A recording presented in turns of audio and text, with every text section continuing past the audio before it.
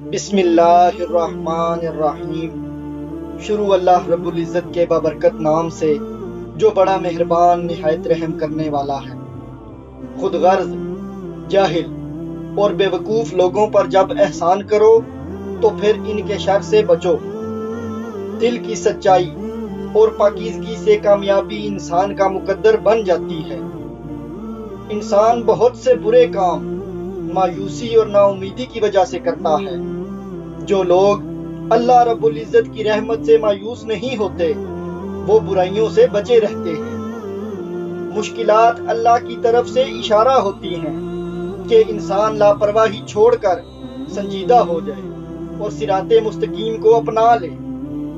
حقیقی دوست وہ ہوتا ہے جو مشکل وقت میں تمہارا ساتھ نبھائے جبکہ تم بالکل اکیلے کر دیے گئے ہو۔